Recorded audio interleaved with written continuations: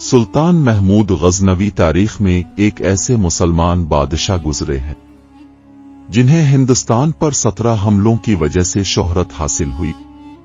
सुल्तान महमूद गजनवी के सोमनाथ के मंदिर पर हमले के हवाले से बहुत सी रवायात मिलती हैं। एक रवायत में ये भी आता है कि सुल्तान महमूद गजनवी ने जब सोमनाथ का बुत तोड़ना चाहा तो हिंदुओं ने इसकी खिदमत में बेशबहा खजाने पेश किए और कहा कि इस बुत को न तोड़ा जाए, लेकिन सुल्तान ने कहा कि वो तारीख में बुत फरोश नहीं बल्कि बुत शिकन के तौर पर जिंदा रहना चाहता है। इसके साथ ही इसने सोमनाथ के बुत के टुकड़े कर दिए। तारीख में सोमनाथ बुत के हवाले से एक और वाकया भी मिलता है। महमूद गजनवी जब सोमनाथ फतह करके मंदिर के अंदर दाखिल हुआ तो उसने देखा कि मंदिर में सोमनाथ का बुत हवा में मुअल्लक है। बुत को मंदिर के बड़े कमरे में इस अंदाज में मुअल्लक देखकर हर शख्स उसकी बरतरी तस्लीम कर लेता और जो बरतरी तस्लीम न करता वो भी एक बार सोचने पर मजबूर हो जाता था कि ये वजनी बुत किसी जंजीर, किसी नजर न आने वाले सहारे के बगैर किस तरह फिजा में मुअल्लक है। सुल्तान के साथ इस वक्त मरूफ मुस्लिम दानिश्वर अल-बिरूनी भी मौजूद थे। महमूद गजनवी ने हैरान होकर अल-बिरूनी से पूछा, ये क्या माजरा है? ये बुत बगैर किसी सहारे के फिजा में किस तरह मुअल्लक है? अल-बिरूनी ने चंद लम्हे सोचा, फिर अदब से बोला, सुल्तान मुअज्जम, इस मंदिर के छत के इस तरफ से चंद ईंटें निकलवा दें। सुल्तान के हुक्म पर चंद ईंटें निकाली गईं। जब छत से अल-बिरूनी की बताई हुई जगह से कुछ ईंटें निकाली गईं तो सोमनाथ के फिजा में मुअल्लक बुत एकदम एक तरफ झक गया और जमीन से करीब आ गया। अल-बिरूनी ने अदब से वजाहत की, सुल्तान मुअज्जम, ये उन हिंदू पुरोहितों और पंडितों की मक्कारी है। ये बुत लोहे का बनवाया गया है और मंदिर की छत पर मखसूस जगह बहुत बड़े मिकनातीस नस्ब किए गए हैं।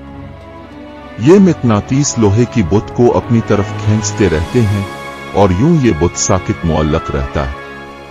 चूंकि ये बड़े बड़े मिकनातीस मजबूती से नस्ब किए गए हैं, अपनी जगह से नहीं हिलते, इसीलिए ये बुत भी फिजा में मुअल्लक है। जब मंदिर की छत अखाड़ी गई तो वो बुत भी धड़ाम से जमीन पर गिर पड़ा। फिर ईंटों का मुआयना किया गया तो अल-बिरूनी का तज्जिया 100% सही निकला।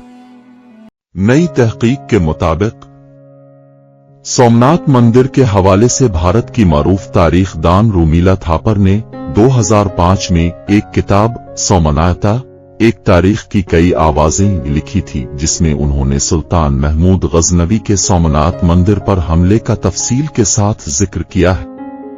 रूमिला थापर के मुताबिक सोमनाथ मंदिर पर हमले और उसके बड़े बुत को तोड़ने के वाक़ये को भारत में हिंदू मुस्लिम तफरीक का एक कलीदी लम्हा बताया जाता है, जबकि हकीकत में इस जमाने में इसकी शायद इतनी अहमियत नहीं थी।